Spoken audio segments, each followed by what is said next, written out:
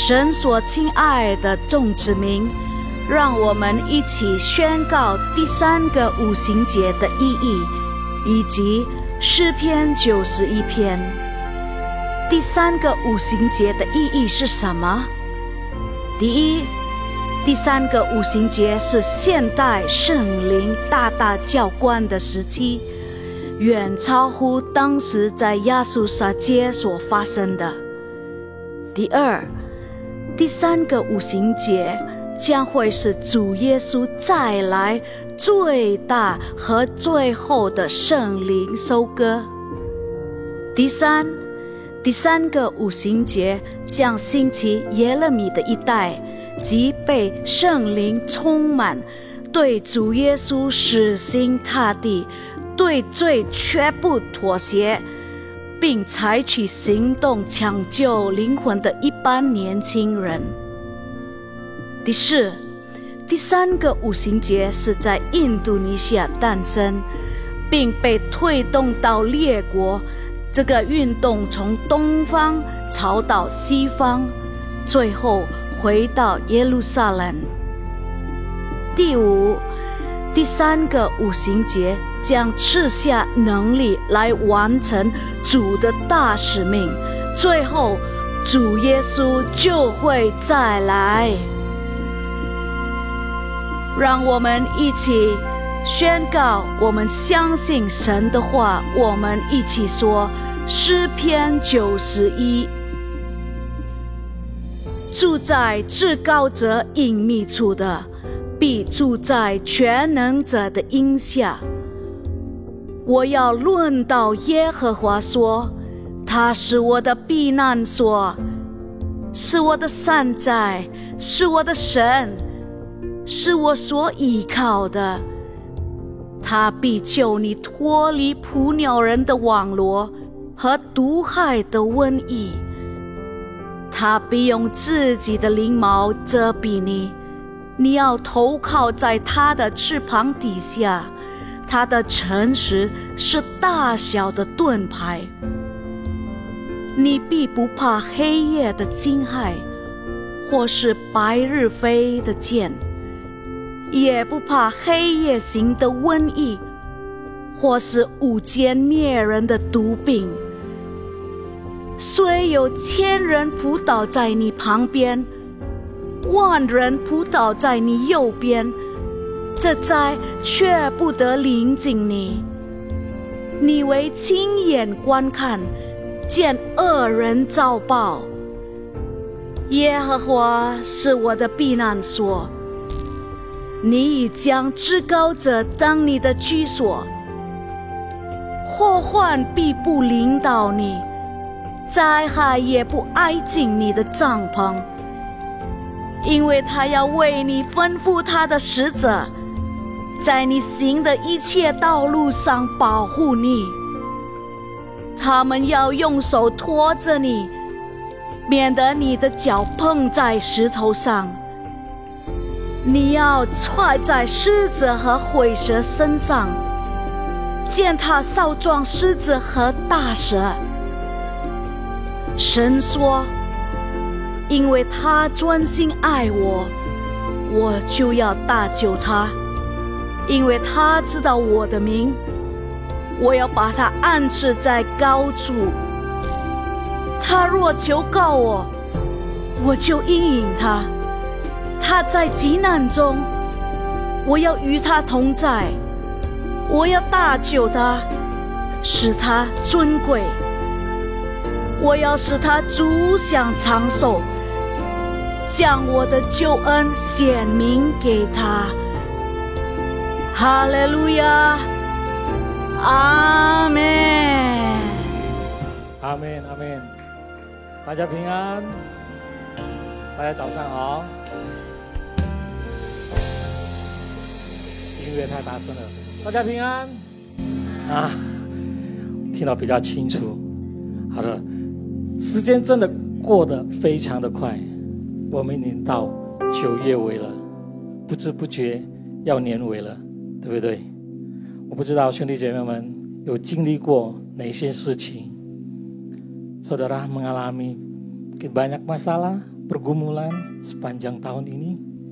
Kita udah masuk ke akhir September. Sebentar lagi kita akan tutup tahun baru. Dan masuk tahun baru lagi, tutup tahun ini. Biarlah pagi hari ini kita datang tetap setia menyembah Dia, memuji Dia. Amin。在这个早晨，我们来到这里，要来敬拜他、赞美他、高举他的圣名。阿们。那我们开始之前，让我们低头祷告，好不好？感谢你，主耶稣，感谢你，感谢你一直陪伴着我们。我们感谢你，一直赐福给我们。在这个早晨，我们来到这里，用我们的心灵，用我们的声音，用我们的一切，来到这里来赞美你，高举你的生命。我们相信，当我们呼唤你的名，当我们敬拜你，你会苏醒我们每个人的心灵。感谢你，主耶稣，感谢你，我们要永永远远爱着你，爱着你到永远。感谢你，主耶稣，奉主耶稣基督的圣名，哈利路亚，阿们。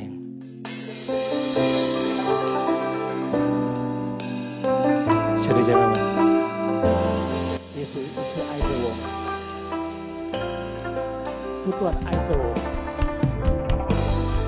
让我们每个人的心，我们生命的赞美，要永永远远爱着他。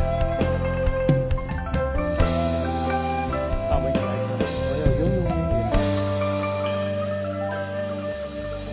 我要永永远远爱着耶稣。我要永永远远爱着耶稣，虽然生命中狂风和暴雨接连不断我仍要永永远远爱着耶稣。我要永永远远，我要永永远远爱着耶稣。我要永永远远爱着耶稣，虽然生命中狂风和暴雨接连不断我仍然永永远远爱着耶稣。天父天父，哦天父天父，是我呀你儿女，是我一生都配得你恩典。哦天父天父，是我呀你儿女，是有我父和天父你的旨意。感谢你耶稣，感谢你，我们要永永远爱着你。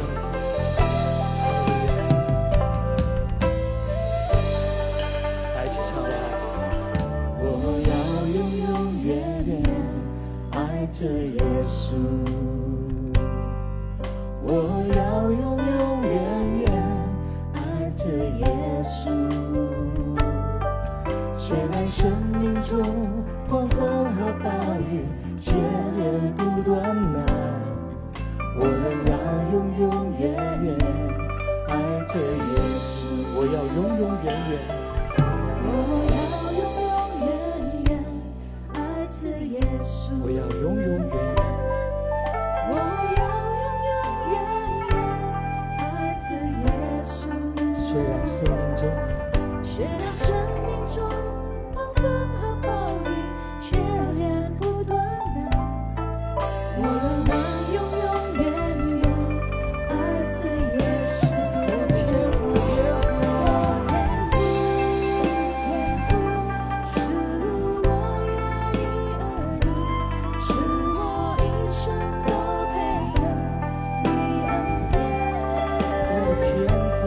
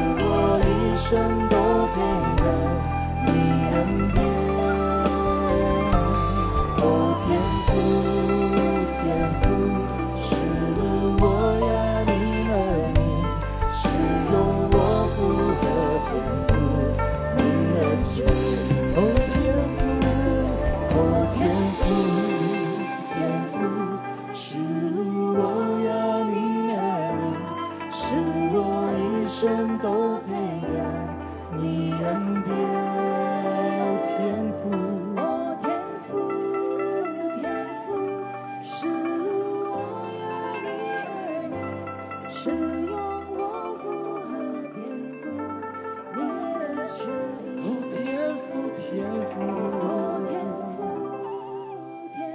感谢你耶稣。是我一生都配的你恩典，感谢你耶稣。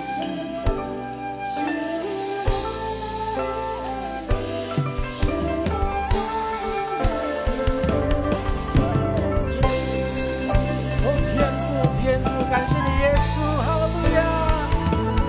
哦，天父，天父，是我呀你的名，是我一生都配的你恩典。哦，天父，天父，是我呀你的名，是用我符合天父你的旨。再回一次，哦，天父，天父，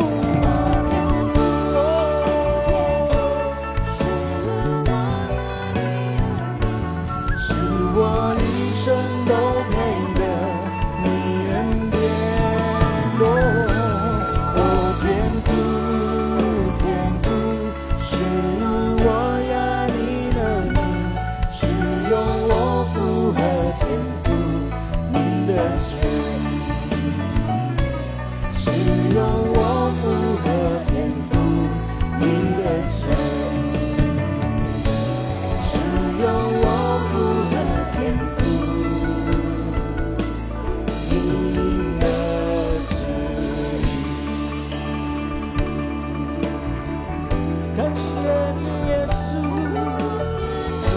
感谢你耶稣。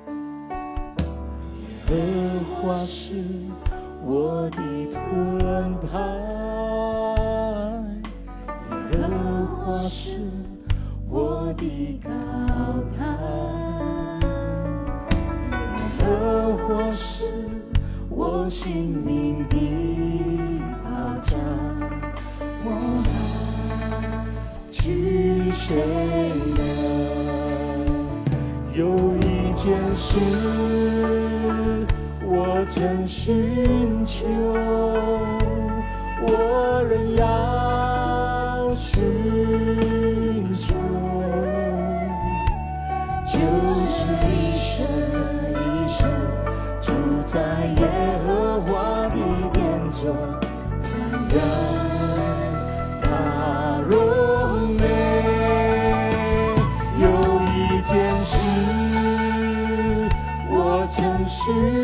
求，我仍要寻求，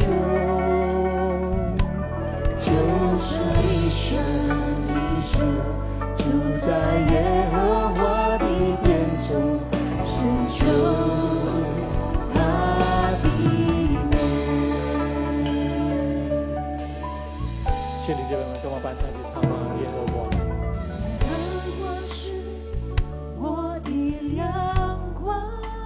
耶和华是我的拯救，感谢你耶稣。耶和华是我性命的保障，我怕惧谁呢？耶和华是我的盾牌，耶和华是我的高台，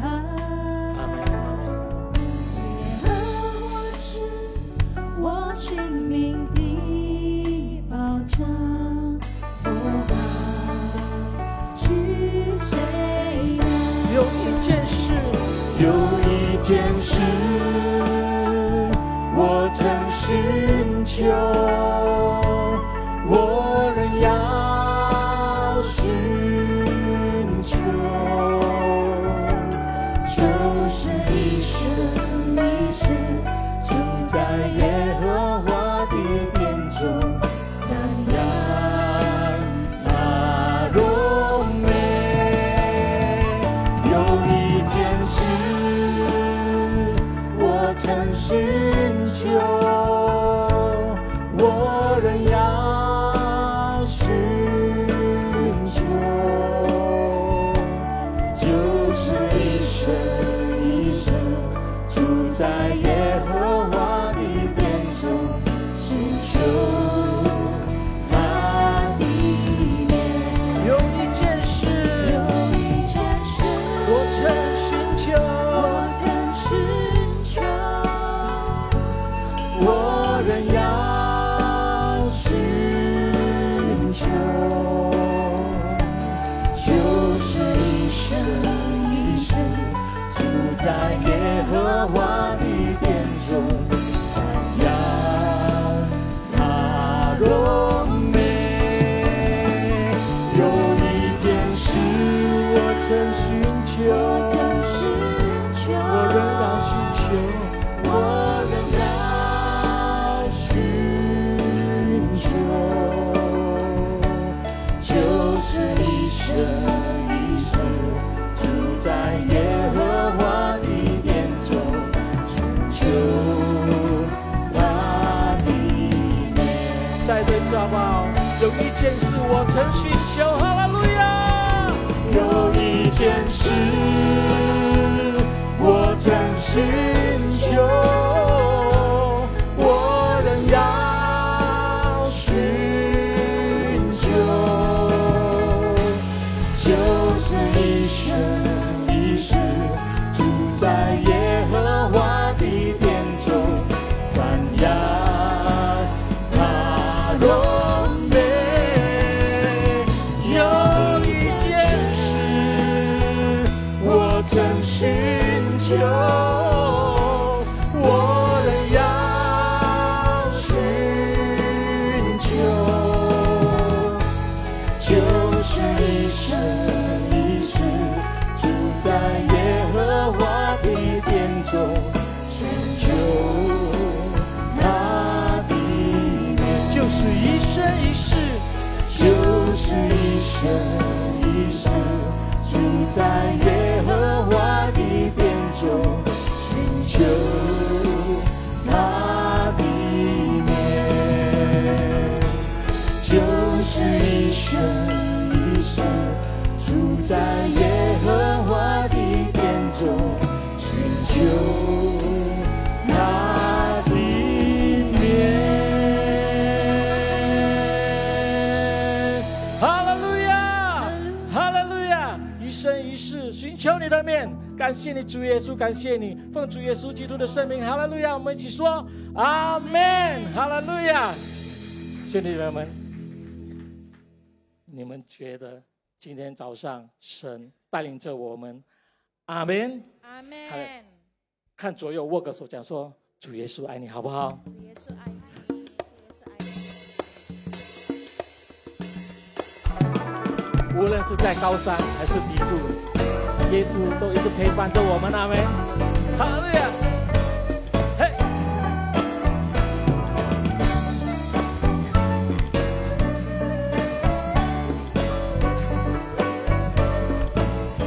你唱吧。无论是住在美丽的高山，或是当我在阴暗的幽谷，当你抬起头，你将会发现，主已为你我而预备。无论是在美丽的高山，或是当我在阴暗的幽谷，当你抬起头，你将会发现，主已为你我而预备。云上太阳们，云上太阳，它从不改变，虽然笑颜洒在脸上。云上太阳，它从不改变，它不改变。嘿，哈利路亚！无论是住在高山还是低谷，耶稣一直陪伴着我们，阿们。哈利路亚！一起唱吧。无论是住在美丽的高山，或是看我在阴暗的幽谷，当你抬起头，你将会发现，主已为你我而你。再对唱吧。无论是住在美丽的高山，或是当我在阴暗的幽谷，当你抬起头，当你抬起头，你将会发现，主已为你我而预备。云上太阳，云上太阳，它从不改变，虽然笑颜洒在脸上。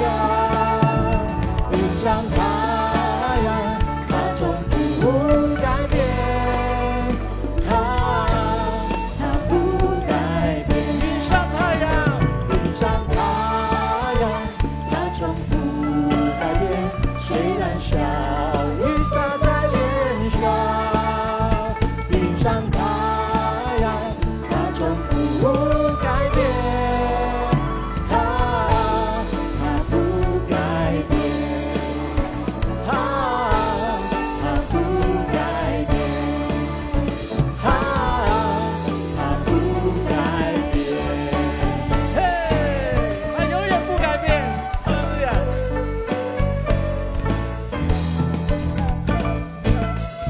哈利路亚！哈利路亚！弟兄姐妹，你们相信吗？神永远不改变。阿们！哈利路亚！神的应许我们从不知道，可是我们相信神的应许一直陪伴着我们，没有听过，没有看过，可是神应许了给我们。阿们！嘿，哈利路亚！神的能力，嘿，应许是眼睛未曾看见，耳朵从来也未曾听见过，人的心事，阿们。人的心事，更从不曾想到的神奇妙的恩典，为那爱他的人所预备。是应许，是眼睛未曾看见，耳朵从来也未曾听见过，人的心事，阿们。人的心声，更从不曾想到的神奇妙的恩典，为那爱他的人所预备。神的能力，阿们。神的能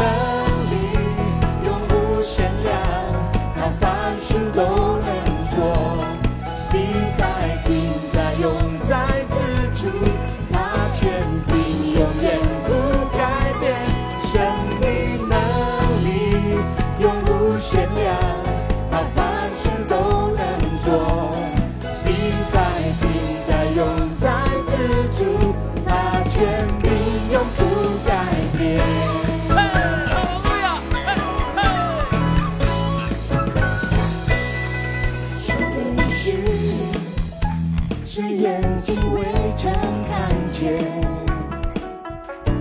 耳朵从来也未曾听见过，人的心事更从不曾想到底，神奇妙的人也为那爱他的人说预备。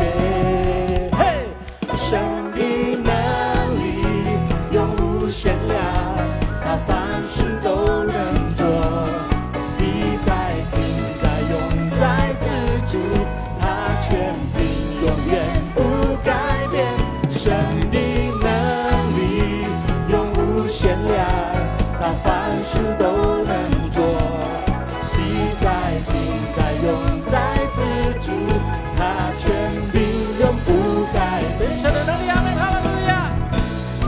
神的能力永无限量，他凡事都能做，昔在今在永在之主，他权柄永远不改变。神的能力永无限量，他凡事都能做，昔在今在永在之主，他权柄永不改变。一起唱吧，神的能力，阿们，跟我们唱什么？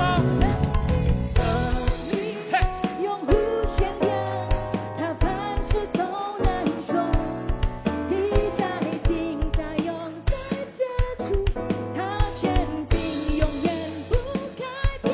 神的能力永无限量，他凡事都能做，昔在今在永在之主，他权哈利路亚！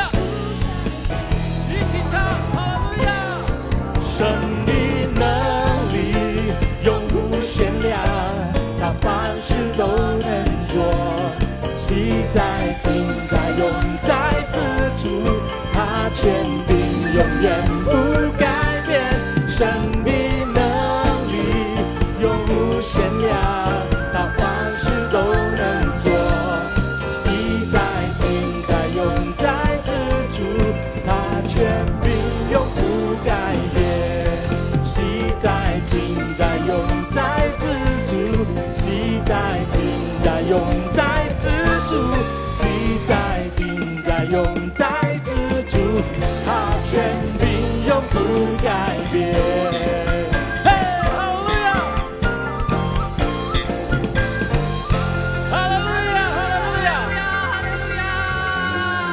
Allah sanggup melakukan segala perkara. Allah sanggup memulihkan bangsa kita Indonesia. Mari Bapak Ibu kita deklarasikan bersama-sama tema tahun 2025. Tahun 2025 adalah tahun penuaian.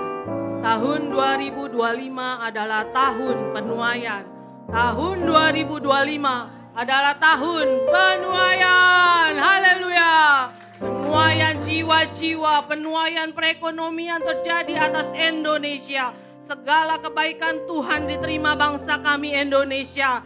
Dan Indonesia kami perkatakan menjadi lumbung Yusuf dan akan memberkati bangsa Indonesia bahkan ke bangsa-bangsa. Berkati juga ya Tuhan Presiden kami Pak Prabowo dan wakilnya Pak Gibran dan seluruh kabinet merah putih yang Tuhan tetapkan dan Tuhan percayakan. Berikan mereka hikmat marifat-Mu, kebijaksanaan Tuhan.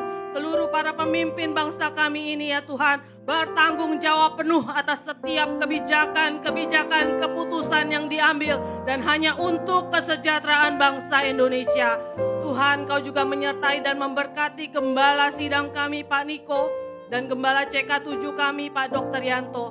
Di dalam pelayanan hamba-hamba-Mu ini ya Tuhan, sertai dengan tanda-tanda heran dan mujizat-Mu Tuhan. Biarlah umur panjang, kesehatan yang terbaik Tuhan limpahkan. Dan seluruh keluarga besar hamba-Mu ada di dalam lindungan-Mu ya Tuhan Yesus. Tuhan bangkitkan generasi Yeremia kami ya Tuhan di CK7. Roh Tuhan ada pada mereka. Roh hikmat dan pengertian. Roh nasihat dan keperkasaan. Roh pengenalan dan takut akan Tuhan ada pada generasi Yeremia yang disiapkan Tuhan untuk menuai banyak jiwa-jiwa. Terima kasih Tuhan Yesus. Inilah doa-doa setiap kami. Mari kita yang percaya katakan amin. 请坐下，新弟兄，请坐下，让我们一起来听。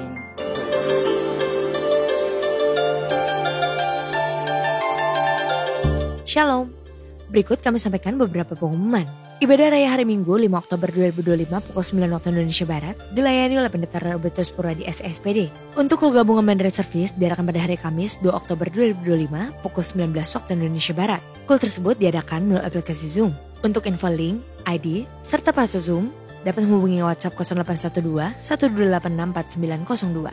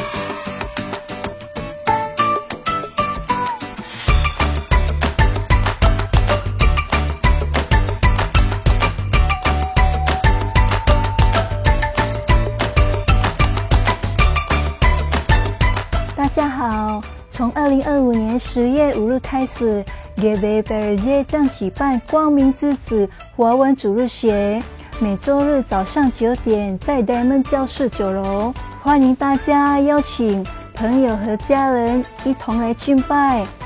我们也邀请会说中文的兄弟姐妹们一起来服侍，担任老师或敬拜带领。有感动的，请联络联系人哦。再见。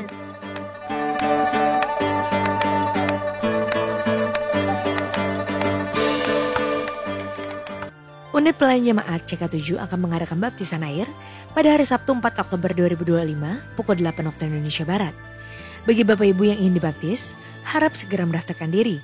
Pendaftaran dibuka mulai tanggal 21 sampai dengan 29 September 2025 secara online via www.gbprj.org atau di konter sekretariat ibadah onsite masing-masing cabang.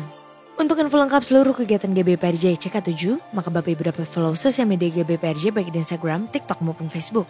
Sekian pengumuman pada hari ini, terima kasih atas perhatian Bapak Ibu sekalian, Tuhan Yesus memberkati.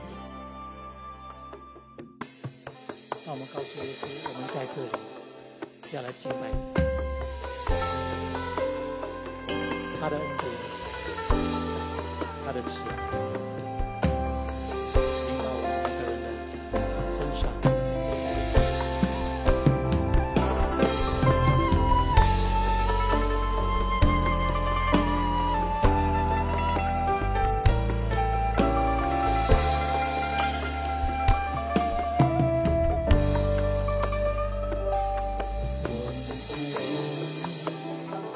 是以你恩典，我在这，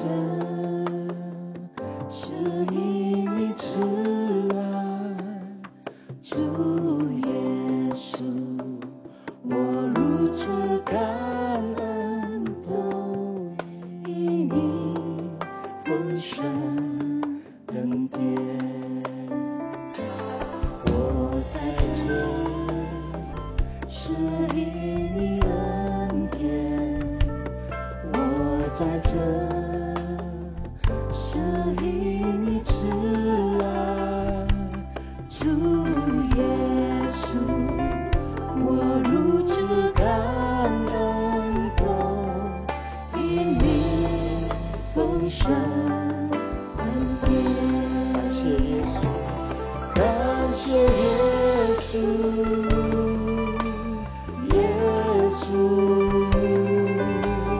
耶稣，感谢耶稣，只因你恩典，使我能为你活，我赞美你。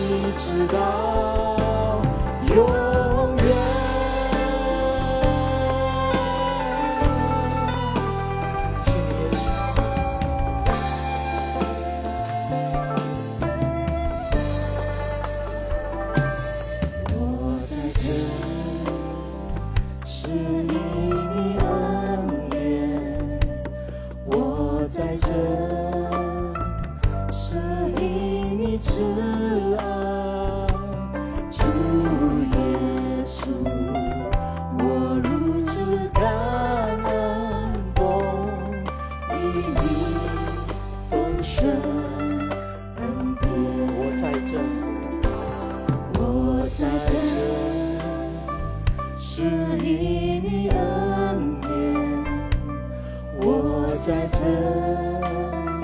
是因你慈爱，主耶稣，我如此感恩，都因你丰盛恩典。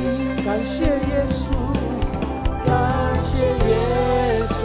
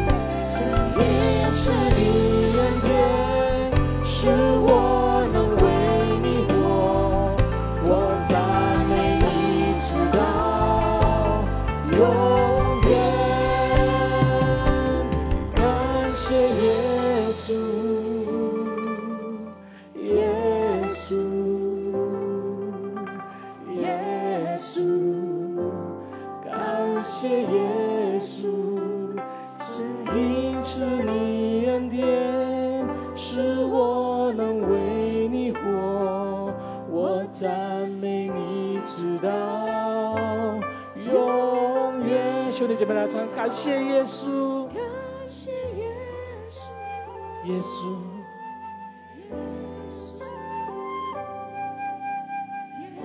感谢你耶稣，感谢耶稣，一切你的天，是我赞美你直到。再多一次，感谢耶稣，感谢你耶稣，感谢你，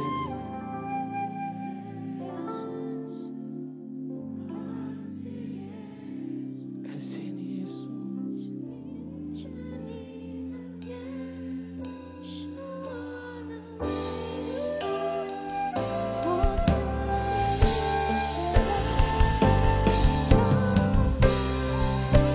感谢你耶稣，哈利路亚！感谢耶稣，耶稣，耶稣，感谢耶稣，是因最近恩典，是我唯一的我赞美你直到。永远感谢耶稣，感谢你耶稣，耶稣，耶稣，感谢耶稣，因是你恩典，使我能为你活，我赞美你直到永远。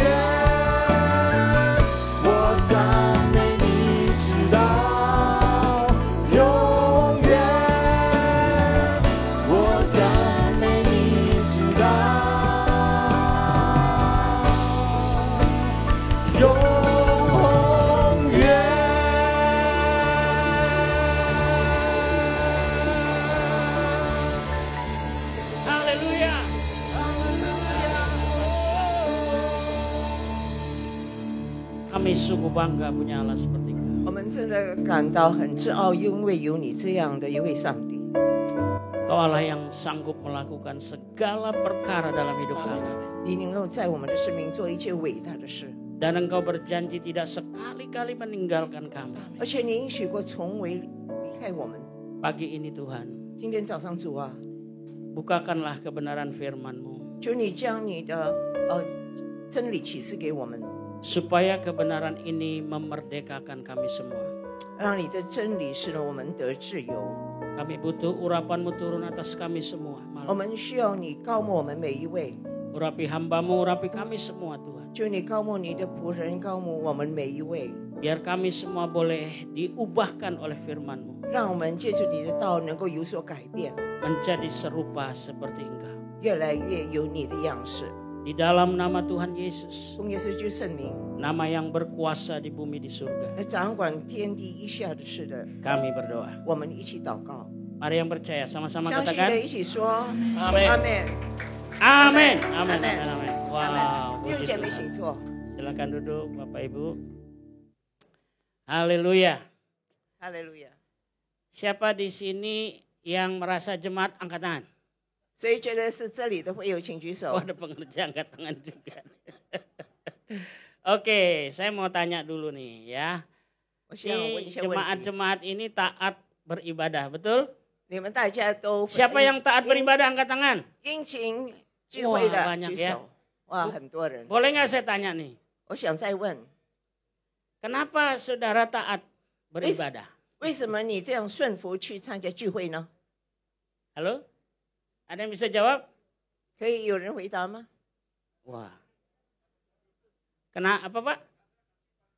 Karena kasih kepada Tuhan Yesus. Wah, beri tepuk tangan dulu buat 为 Bapak 主 ini. 耶稣的爱， Haleluya. 我们要为他鼓掌。 Bapak merasa dikasihi Tuhan Yesus, makanya Bapak taat ya. 啊， Haleluya, 因为 puji 觉得 Tuhan. 主耶稣的爱， Siapa 所以 yang 顺服。 taat karena merasa Kristus mengasihi kita, angkat tangannya. 所以觉得我们顺服，因为主耶稣爱 Wah, 我们， puji 请举手。 Tuhan ya. 好，感谢主。 Baik. Nah, sekarang saya mau tanya pengerja. Tadi soalnya ada yang angkat tangan juga, jadi sekalian dah ya. 啊，现在我 Pak Michael mohon kehormatannya boleh mewakili. 现在 Ya, 我想 enggak, 问童 duduk 工 aja Pak, tenang aja Pak. 啊，我想问麦克弟兄 Pak Michael kan taat nih sebagai pengerja tiap minggu loh melayani, betul nggak? 啊，你顺服是 Boleh 每个礼 tahu 拜都服侍，对吗？ Boleh tahu nggak alasannya kenapa Pak? 想 Kok 问为 Bapak 什 mau 么呢？ taat tiap minggu? 为什么你每个礼拜都顺服呢？ Karena Tuhan Yesus sudah mengasihi saya. Wow, puji Tuhan. 因为主耶 Haleluya. 稣已经先爱了我。 Nah, pagi ini kita mau belajar Bapak Ibu. 今天早上我们要学习， Sebenarnya ketaatan itu nggak sekedar ketaatan, ya, tetapi saya kasih tema pada pagi ini ketaatan yang sejati menurut firman Tuhan, ya. 所以今天我们讲的顺服不是一般性的顺服，而是真正的顺服。我们要从圣经去看这个真理。 Ya, boleh dibaca dulu Ibu di 1 Yohanes 2 ayat 好 1，我 sampai 会 6. 读一段经文，是取自约翰一书第2章第1到第6节。圣经这么说：“我小子们啊，我将这话写给你们，是要叫你们不犯罪。若有人犯罪，在父那里我们有一中保，就是那义子耶稣基督。他为我们的罪做了挽回祭，不是单为我们的罪，也是为普天下人的罪。我们若遵守他的诫命，就晓得是认识他。人若说我认识他，却不遵守他的诫命，便是说谎话的，真理也不在他心里了。凡遵守主道的，爱神的心在他里面实在是完全的。从此我们知道我们是在主里面。人若说他住在主里面，就该自己照主所行的去行。阿门。 Amin, amin. Ya, Bapak Ibu Saudara, kita mau tahu dulu ya, sebenarnya apa sih definisi ketaatan itu? 好，首先我们来看那个顺服的定义是什么呢？ Tadi ketaatan dia bilang ada yang merasa Kristus itu mengasihi saya. Tadi Pak Michael juga bilang karena Kristus sudah mengasihi saya ya. 刚才已经有弟兄说是因为主爱我，或者主已经先爱我了。 Nah, secara teologi sebenarnya ketaatan itu apa sih gitu ya? 那么在神学上到底那个顺服的定义是什么呢？ Yuk dibaca Ibu. 好，在神学上那个顺服的定义就是对上帝权柄和旨意的积极信心回应。这种回应源于他所彰显的恩典，并由于我们对他的爱所激发的。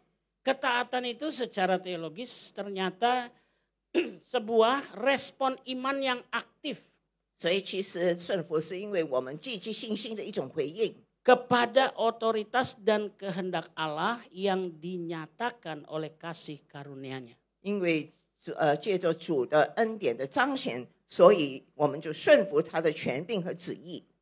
Dan dimotivasi oleh kasih atau cinta kita kepadanya. 而且由于我们对他的爱所激发的。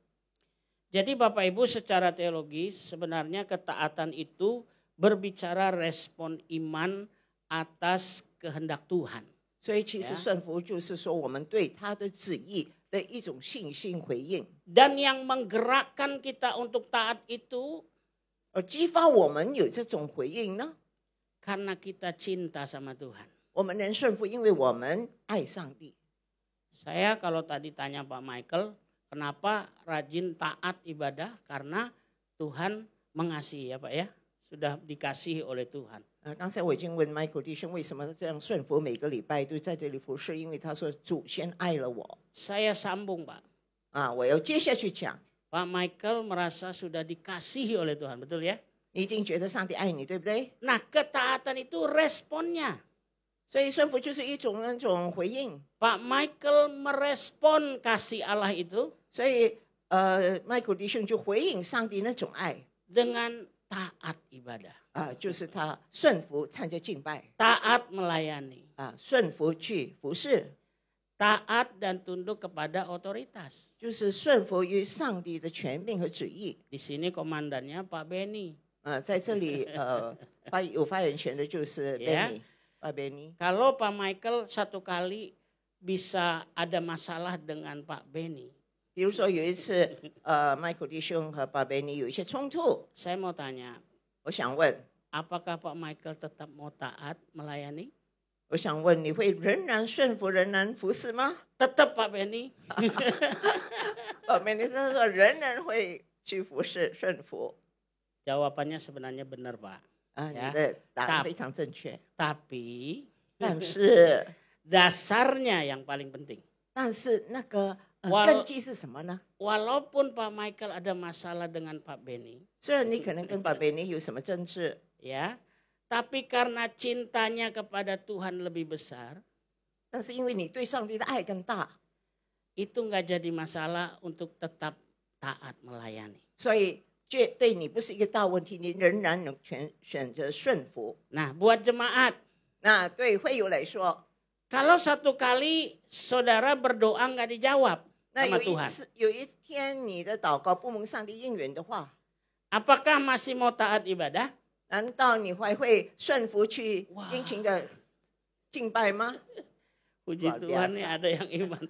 Masih, wah puji Tuhan ya. 真的要感谢主，你仍然选择顺服。 Saya percaya kembali kepada dasarnya. 我再一次要回到那个根基， Kenapa kalau doa kita nggak dijawab, kita tetap taat ibadah? 为什么我们的祷告没有蒙应允，我们仍然顺服去敬拜他呢？ Karena respon kita mencintai Tuhan. 因为我们爱他，这是我们对他的回应。 Kalau orang udah jatuh cinta ada percaya di situ, betul ya? 如果我们谈恋爱，我们就对对方非常相信。 Nih saya sama istri saya nih waktu jatuh cinta nih ya. 我跟我太太以前谈恋爱的时候， Saya suruh apa aja dia mau. 我叫他做什么，他都愿意， Taat, 非常顺服 tunduk. 呀，顺从。 Kenapa? Karena dia percaya 为什么呢？ bahwa saya sangat cinta dia juga. 因为他相信我，也非常爱他。 Begitu juga saudara dengan Tuhan. 所 Amin. 以你跟上帝也是这样，阿门。 Kita taat karena kita tahu Tuhan itu mencintai kita. 我们顺服，因为知道上帝爱我们。 Kita tahu walaupun doa kita nggak dijawab, mungkin itu bukan kehendak Tuhan yang terbaik buat kita. 我们也知道，当我们的祷告没有蒙垂听，可能那不是最好的选择。 Makanya kita tetap taat ibadah. Amin. 所以我们仍然 Ya. 殷勤顺服去。 Oke, 敬拜 sekarang kita belajar ya. Gimana Pak supaya kita bisa mendapatkan ketaatan yang sejati sesuai dengan firman ini ya? 好，那我们学习按照圣经的真理，怎么样才能够得到那个真正的顺服呢？ Oke, kita baca yang pertama. Kunci ketaatan sejati yang pertama, jangan berbuat dosa. 所以第一个真正顺服的秘诀就是不可犯罪。 Boleh dibaca Bu, 1 Yohanes. 好，我们要读的就是第一节。我小子们啊，我将这些话写给你们，是要叫你们不犯罪。若有人犯罪，在父那里，我们有一位中保，就是那义者耶稣基督。 Dikatakan firman Tuhan, anak-anakku, hal-hal ini kutuliskan kepadamu supaya kamu jangan berbuat dosa. Nah, Bapak Ibu Saudara, di sini dikatakan bahwa ada perintah ya, jangan berbuat dosa. 所以弟兄姐妹，在这里有一个命令，就是不可犯罪。 Karena kalau kita berbuat dosa, 因为如果我们犯罪， itu akan benar-benar menghalangi ketaatan kita kepada Tuhan. 那就会拦阻我们对上帝的那种降服顺服。 Ya, nah dikatakan di sini kata kuncinya pengantara. 那在这里我们有个要字，就是中文是中保。 Jadi kalau kita dibilang jangan buat dosa, tapi Pak saya udah buat dosa nih. 如果你说我们不可以犯罪，但是我已经犯了罪，那怎么办呢？ Dikatakan firman Tuhan, jika seorang berbuat dosa, kita mempunyai seorang pengantara. 在这里说到，若有人犯罪，在父那里我们有一位中保。 Pengantara itu artinya seorang yang dipanggil untuk datang membantu, menasehati, membela di pengadilan. Artinya itu. 中保的意思是什么呢？就是一个被呼召过来帮助的人，一位顾问，在法庭上为我们辩护的人。 Jadi ketika kita jatuh dalam dosa, 所以当我们跌入最终的时候， Tuhan udah kasih penolong buat kita. 上帝已经赐给我们一位帮助者， Pengantara buat kita. 有一位中保。 Karena ketika kita jatuh dalam dosa, ada musuh kita iblis yang mendakwa kita. 因为当我们跌入最终的时候，我们有一个仇敌，就是那个魔鬼，常常就是控告我们。 Karena itu ada Yesus yang menjadi pengantara kita untuk menyelesaikan dosa kita. 但是已经有我们的中保主耶稣，他会为我们解决罪的问题。 Nah, pertanyaannya gini, 现在问题 mengapa 是 tidak boleh ada dosa dalam ketaatan? 为什么在顺服当中不可以有罪呢？ Ya, tentu next kita buka. 我们要看， Tentu karena dosa itu adalah penghalang ketaatan. 因为罪呢能够拦阻我们顺服。 Saudara, kalau saudara taat ke gereja, 如果弟兄姐妹顺服来到教会了， tapi dosa jalan terus, 但是你不断的去犯罪， kira-kira ketaatan itu sejati nggak? 请问那种顺服是真正的顺服吗？ Halo? 请问 Tidak ya. 不是顺服， Jadi kadang-kadang kita tertipu nih. 所以有时候我们受骗了。 Kita lihat di gereja orang taat, pelayanan taat. 我们看见教会里的人都非常听话的，而且顺服参加聚会，顺服去服侍。 Tapi dosa jalan terus. 但是他不断的继续犯罪。 Kira-kira kalau Tuhan datang, 大概如果主耶稣来的时候， ketaatan yang seperti ini masuk surga nggak? 这种的顺服能够进天堂吗？ Halo? 请问 Enggak 大 ya? 家， Oke. 不能。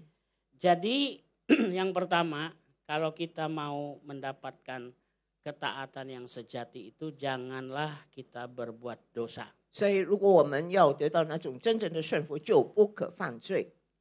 Di sini dikatakan ada kata pendamaian.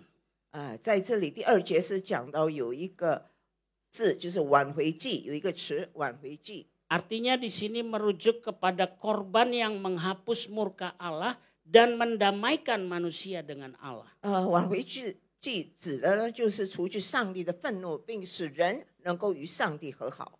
Ada Yesus yang adalah korban pendamaian yang sempurna sekali untuk selamanya.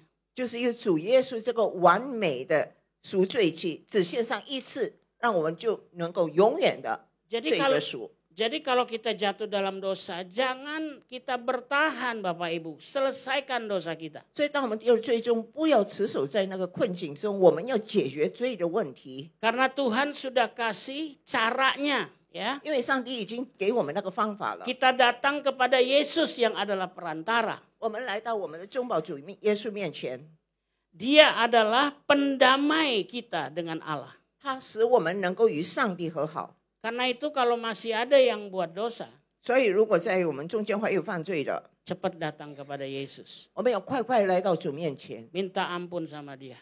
求主赦免我们， Akui dosa saudara. 要承认我们的罪。 Ya. Jadi Bapak Ibu, 所以弟兄姐妹， jangan ada dosa karena dosa itu penghalang untuk kita bisa taat kepada ketaatan yang 所以 sejati. 不要让罪成为我们顺服主的一种拦阻。 Nah, cakupan pendamaian itu adalah untuk segala dosa kita. 那么那个赎罪的范围是多大呢？是我们一切的罪， Gak ada dosa yang terlalu besar yang gak bisa diampuni. 没有罪是太大的，导致主耶稣不能够赦免我们。 Jangan kita lebih kejam daripada Tuhan. 让我们不要比主更加残酷。 Kita bilang, wah kalau sama dia Pak, dosa dia saya nggak bisa ampuni, saya nggak bisa lupakan. 很多人我们就对我们的弟兄姐妹常常说，但是他的罪太大了，我不可以原谅他。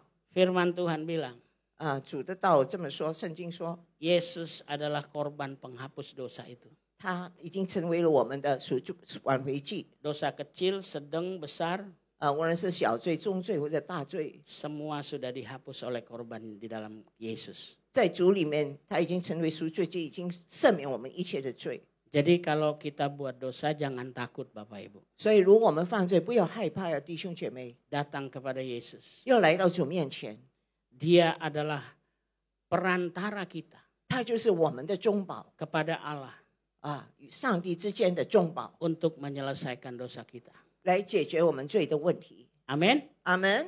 Ya, baik. Yang kedua, bagaimana supaya kita bisa dapatkan ketaatan yang sejati itu? 第二就是怎么样让我们能够真正的顺服呢？ Boleh dibaca Bu ayat 3. 好，让我们读第3节。我们若遵守他的诫命，就晓得是认识他。人若说我认识他，却不谨守他的诫命，便是说真理也不在他心里了。 Dikatakan di sini, inilah tandanya bahwa kita mengenal Allah, yaitu jikalau kita menuruti perintah-perintahnya. Barang siapa berkata, aku mengenal dia, tetapi ia tidak menuruti perintahnya, ia adalah seorang pendusta dan di dalamnya tidak ada kebenaran. Nah, ada kata kunci di sini, mengenal. 在这里有一个要词，就是认识。 Di dalam bahasa aslinya mengenal ini artinya bukan sekedar pengetahuan kita mengenal Allah. 在原文上，这种认识不是说只是在知识上认识上帝， Bukan sekedar saya tahu Allah itu. 不只是说我知道那位上帝， Tetapi di sini dikatakan kita mengenal karena ada hubungan dengan Tuhan. 但是我们能够认识上帝，因为我们跟上帝有一种关系， Kita mengenal karena kita mengalami Tuhan dalam hidup kita. 因为我们经历他，所以我们能够认识他。 Jadi bukan pengenalan secara ilmu, 所以不只是在知识上的那种认识而已， tapi pengenalan karena kita punya hubungan dengan Dia. 而是因为与他有关系，所以我们能够认识他。 Nangkap ya saudara? 大家明白吗？ Jadi yang kedua, kalau kita mau bisa menjadi taat yang sejati itu, kita harus mengenal Allah. 所以，如果我们愿意真正顺服上帝，就必须认识上帝。 Nah, tanda dari pengenalan yang intim ini adalah ketaatan. 所以，我们跟上帝这种亲密关系的标志是什么呢？就是在我们的顺服上显明出来。 Jadi pengenalan di sini karena kita punya hubungan dengan Tuhan. 我们因为与主有那种关系，所以认识上帝。 Hubungan di sini bukan sekedar saudara, wah Pak saya udah baca Alkitab. 这种认识不是说牧师我已经读圣经了， Tapi Bapak Ibu Saudara sudah punya hubungan yang intim dengan Tuhan. 但是弟兄姐妹已经与上帝有一种亲密的关系， Jadi ini sangat penting Bapak Ibu. 这是非常重要的，弟兄姐妹。 Tanda pengenalan yang intim ini adalah ketaatan. 所以我们跟上帝能够有亲密关系的标志是什么呢？顺服。 Jadi ketaatan yang kita lakukan di gereja, 所以我们在教会里，我们顺服， dalam pelayanan, 在服事上， ketaatan itu karena kita mengenal siapa Tuhan yang kita layani. 有这种顺服，因为我们认识我们服事的上帝是怎样的一位上帝。 Kalau kita taat hanya karena pemimpin, 我们顺服只是因为那是一位领袖。 ketika kita ada masalah dengan pemimpin, 当我们跟我们的领袖有那个冲突的时候， kita bisa bilang, saya nggak mau lagi melayani. 我们可能会说我不要再服事了。 Tapi kalau kita punya ketaatan itu hasil dari hubungan kita dengan Tuhan, 但是如果我们与上帝有一种亲密的关系而产生的顺服呢， kita akan lihat pelayanan itu berbeda. 我们就对服事的看法不一样了。 Kita lihat bahwa dari pemimpin kita, 我们就会看从我们的领袖 Tuhan lagi pakai pemimpin kita 我们的上帝正在使用这位领袖 untuk membentuk kita, 来塑造我们， memproses kita. 来磨练我们。 Sehingga walaupun kita berbeda pendapat dengan pemimpin kita, 所以虽然我们与我们的领袖意见不同， kita percaya bahwa pemimpin kita dituntun Tuhan untuk memproses kita. 我们相信天父正在引领这位领袖来磨练我们， Dan kita tetap melayani, taat melayani. 而且我们就会顺服，乖乖的去服侍。 Nah, buat jemaat juga begitu. 弟兄姐妹也是如此，会友们也是如 Ya, 此。 kita taat kepada Tuhan 我们顺服主， bukan karena kita selalu minta dikasih, bukan. 不是因为我们有求必应， Ada saatnya Tuhan tidak memberikan apa yang kita minta. 有时候上帝不会垂听我们的呼求， Tapi kita tetap taat beribadah. 但是我们仍然顺服去参加聚会。 Kenapa? Karena kita kenal bahwa Tuhan itu enggak pernah kasih kita yang jahat. 为什么呢？因为知道我们的上帝不会给我们一些坏的意念。 Pasti ada sesuatu, jawaban doa itu tidak dijawab, pasti ada maksud Tuhan. 如果上帝不去听我们的祷告，一定有他的原因理由的。 Amin. 阿门。 Jadi jemaat tetap taat 所以弟兄姐妹仍然要怎么样顺服？ karena kita mengenal siapa Allah kita. 因为我们认识我们的上帝是怎样的一位上帝。 Nah, di sini Yohanes sangat tegas ya. 在这里，约翰是非常的严厉的这么说，坚定的说。 Jadi dikatakan kalau ada pengakuan bahwa kita mengenal Allah tanpa ada ketaatan itu adalah kebohongan. 所以约翰说什么呢？如果我们承认主，但是不顺从，那就是说谎的。 Jadi pagi ini Pak Benny lebih ringan sedikit. 今天可能把别人会觉得轻松了。 Jadi kalau lihat pengerja taat, 如果看见同工们的顺服 cek dulu hubungannya dengan Tuhan. 就要看他跟上帝的关系是怎样。 Nanti kalau ada masalah dengan Pak Benny lalu tidak melayani lagi berarti ada masalah nih ya. 所以如果之后跟把别人有什么冲突，他不再服侍，就是说他是有问题的。 Oke. 好，接下来 Dari ketaatan yang sejati Bapak Ibu, 从那种真正的顺服 ada nanti buahnya. 就会产生果子。 Yang pertama, 第一是什么呢？ kasihnya sempurna dalam hidup kita. 就是上帝的爱在我们的生命中是完全的。 Di ayat 5 boleh dibaca. 是第5节，让我读。凡遵守主道的，爱上的心，在他里面实在是完全的。从此我们知道，我们是在主里面。 Dikatakan Alkitab, tetapi barang siapa menuruti firman-Nya di dalam orang itu sungguh sudah sempurna kasih Allah. Dengan itulah kita ketahui bahwa kita ada di dalam Dia. Nah, Bapak Ibu Saudara, bahwa ketaatan itu adalah bukti bahwa kasih Allah itu telah disempurnakan atau digenapi, dibawa kepada tujuannya di dalam hidup kita.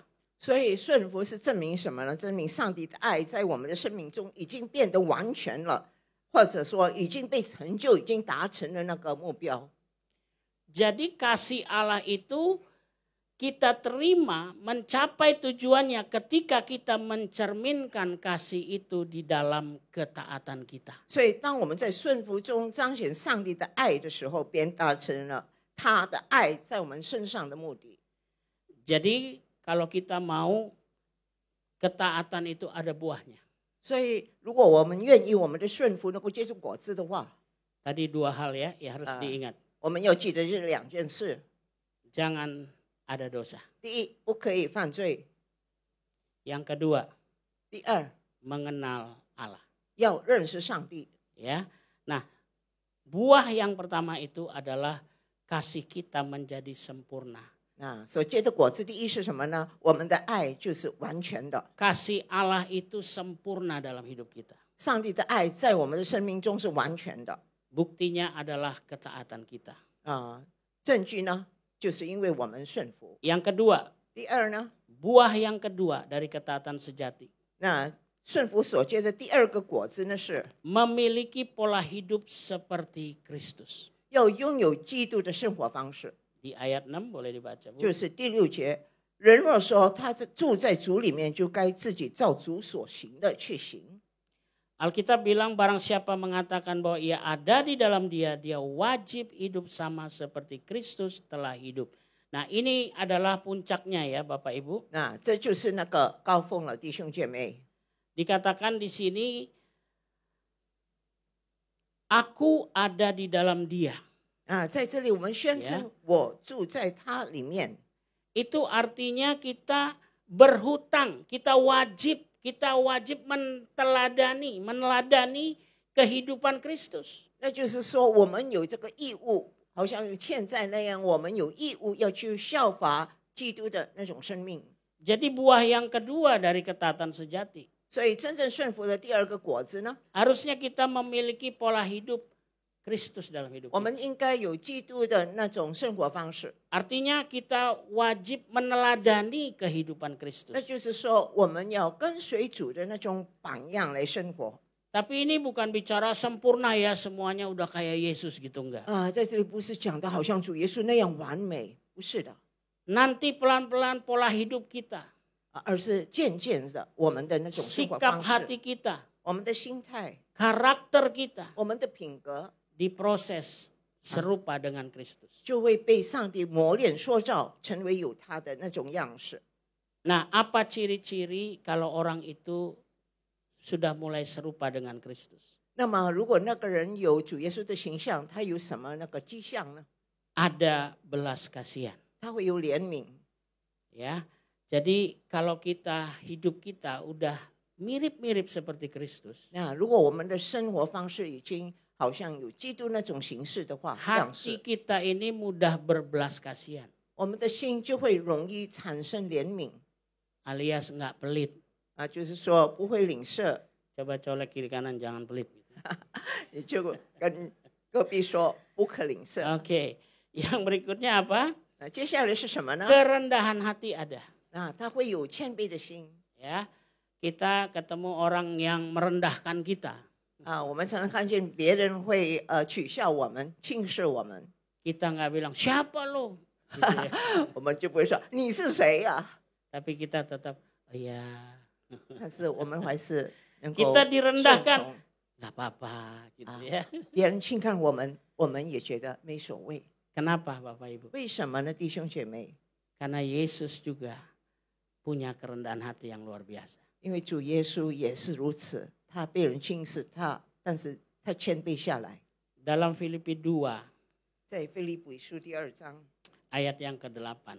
腓立比书第2章第8节是这么说的， Di sini dikatakan, 在这里说到， dan dalam keadaan sebagai manusia ia telah merendahkan dirinya dan taat sampai mati, bahkan sampai mati di kayu salib. 在这里讲到，既有人的样子，就自己卑微，存心顺服，以至于死，且死在十字架上。 Jadi Yesus punya keteladanan. 所以主耶稣已经为我立下榜样， Dia juga seorang yang rendah hati. 他也是一个非常谦卑的人。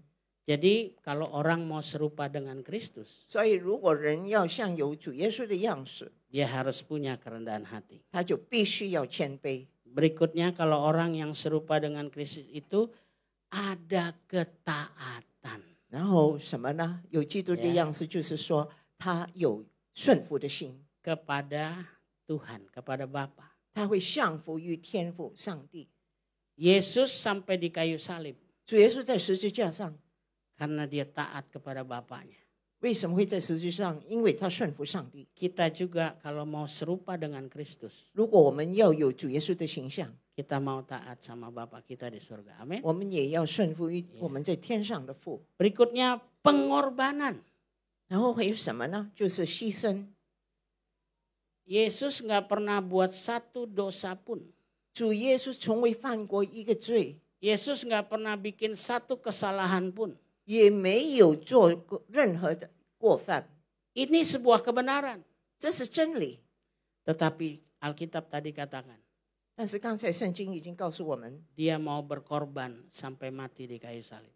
他愿意牺牲自己，甚至死在十字架上。 Jadi Bapak Ibu, 所以弟兄姐妹， kalau kita mau serupa dengan Kristus, 如果我们愿意像主那样有那样样式， ayo kita rela berkorban. 好，我们都要甘心牺牲， Kita lakukan yang benar, 我们要做对的事 tapi kita difitnah. 啊。但是别人诽谤我们 Ayo kita berkorban. 不要紧，我们就牺牲。 Seperti Yesus, dia nggak lawan Bapak Ibu. 就好像主耶稣，他从不抵挡人， Dia serahkan sama Bapaknya yang adil di surga. 他将一切交托在天上的父。 Jadi pengorbanan itu wajib.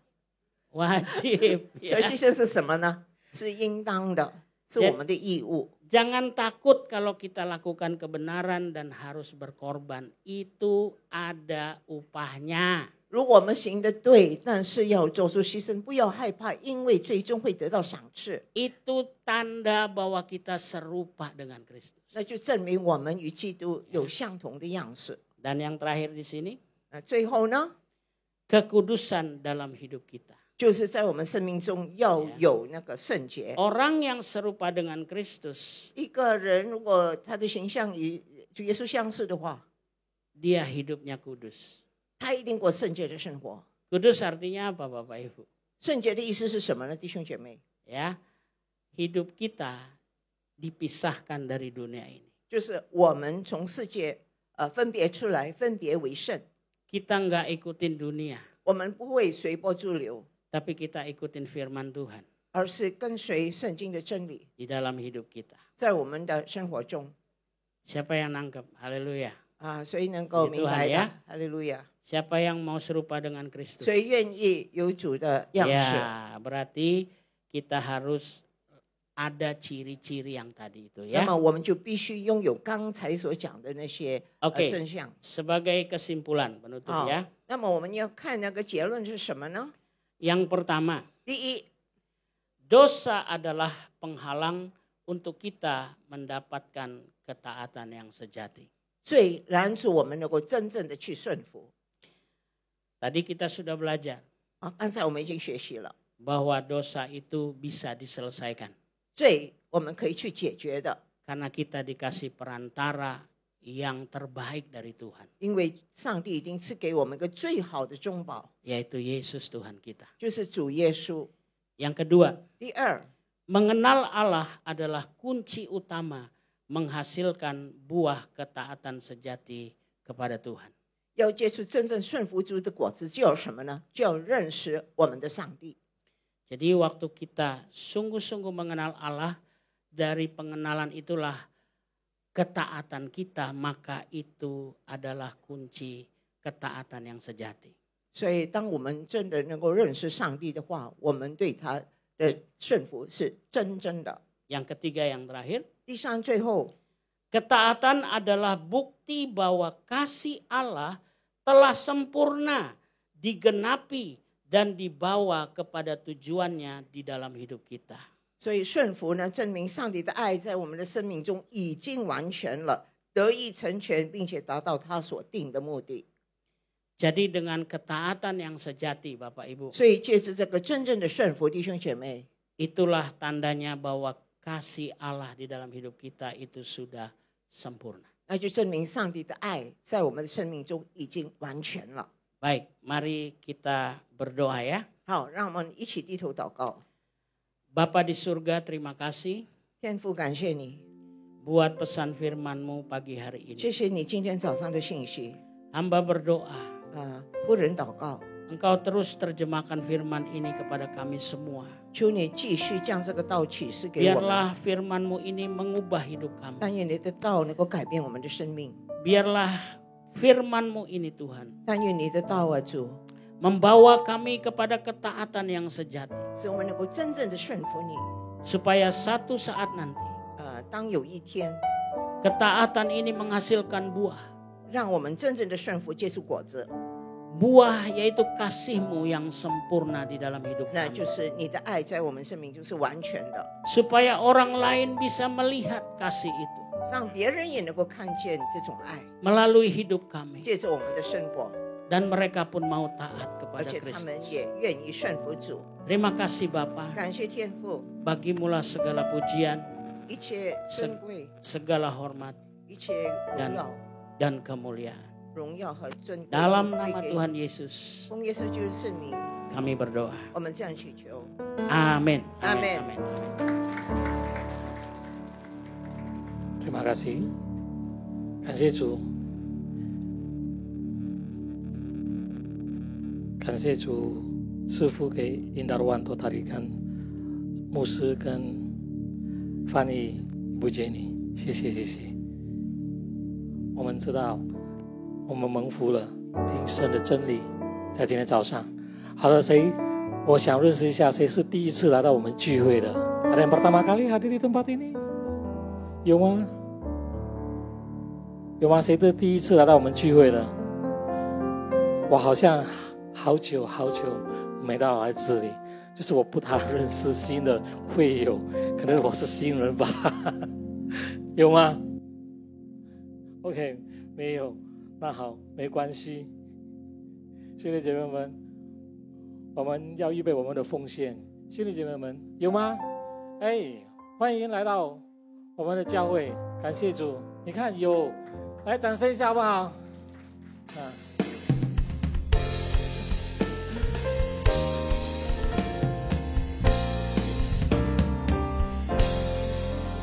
你看，每个礼拜都会有啦，当然会有的，只是他们不举手一下。OK， 我看到好像是他是新人，他好像看到我是新人。OK， 好的，兄弟姐妹们，现在我们要给奉献。兄弟姐妹，你们需要信封的可以举手一下。Saudara memerlukan amplop untuk persembahan, bisa lambaikan tangan saudara. 要吗？来，阿姨前面这里前面，阿姨穿粉红色的阿姨，还有吗？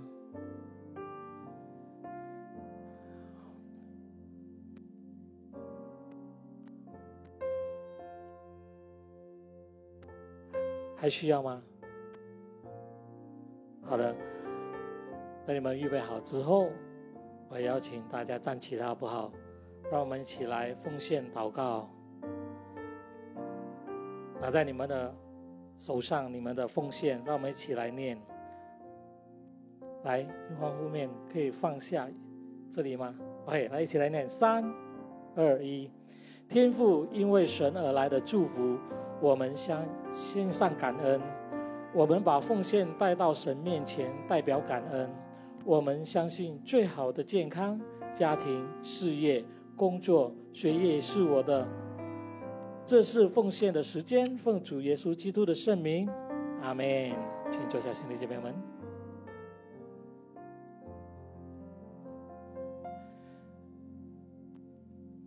Pak Benny ada yang ulang tahun? Iya. Saya sudah lihat meja di sini nih. Ya, Bapak Ibu, saya mengundang Bapak Ibu yang berulang tahun di bulan Agustus ada? 你们生日在8月份的有吗？8月份跟9月份的，di bulan Agustus dan September ada? Boleh angkat tangannya? 有吗？8月的、9月的，来举手一下。8月跟9月的，ayo, boleh berdiri dan maju ke depan, kita akan doain sama-sama. 不用紧，不要害怕。那种是祝福来的，好不好？你们的生日，我们会祝福你们，祝福满满，为你们祷告。来，8月、9月。berulang tahun bulan Agustus dan bulan September。8月、9月的，8月、9月的，可以站在前面。我们的领导会为你们祷告，祝福你们。来，还有吗？ Happy birthday.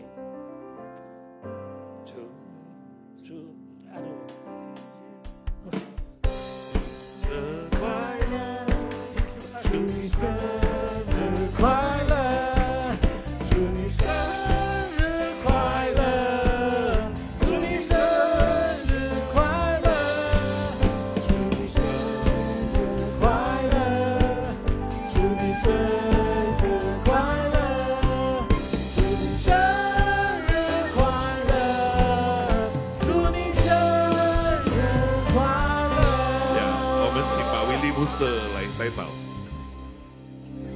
Ya Bapak Ibu Tuhan Yesus, boleh saya undang bangkit berdiri? Kita arahkan tangan kita bersama-sama kepada teman-teman kita yang berulang tahun bulan Agustus dan September ini. Terima kasih Tuhan Yesus, Kau baik Tuhan, Kau sungguh baik. Kami mengucap syukur Tuhan untuk rekan-rekan kami, kawan-kawan kami yang berulang tahun di bulan Agustus dan September ini. Kami percaya Tuhan perlindungan, penyertaan Tuhan akan selalu bersama dengan mereka. Kiranya Tuhan berkati dengan kesehatan, umur panjang, keluarga diberkati, apa yang mereka kerjakan Tuhan buat berhasil. Terima kasih Tuhan Yesus, Kau pakai kehidupan setiap kami, anak-anak-Mu ini Tuhan, untuk menjadi kemuliaan bagi nama Tuhan Yesus. Terima kasih Bapa, kiranya pimpinan Tuhan dan tuntunan Tuhan selalu ada bersama dengan kami. Di dalam nama Tuhan Yesus Kristus kami sudah berdoa. Amin. Kita beri kemuliaan untuk Tuhan Yesus. 祝你生日快乐，祝你生日快乐，祝你生日快乐，祝你生日快乐，祝你生日快乐，祝你生日快乐，祝你生日快乐，祝你生日快乐。Happy birthday Giselle. Ya silakan duduk. Nah nanti Bapak Ibu yang mau kuenya nanti selesai ibadah ini boleh ke depan untuk ngambil ya. Nah Bapak Ibu ada satu pengumuman ya untuk minggu depan tanggal 5 akan dibuka sekolah minggu berbahasa Mandarin. Ya. Puji Tuhan, ya. PRJ akan membuka sekolah minggu berbahasa Mandarin, full Mandarin, ya. Nah, Bapak Ibu yang punya cucunya atau punya kenalan anak-anak ya, Bapak Ibu boleh ajak kemari, ya, biar mereka sekolah minggu jam 9 di ruangan Diamond. Jadi kalau nggak salah 2 ruangan dari sini, ya. Itu ada ruangannya sekolah minggu Mandarin Bapak Ibu, ya full Mandarin. Nah itu aja pengumumannya. Baik Bapak Ibu, kita akan akhiri ibadah kita. Mari kita bangkit berdiri. Kita arahkan tangan kita untuk kita berdoa buat hambanya yang telah menyampaikan firman Tuhan.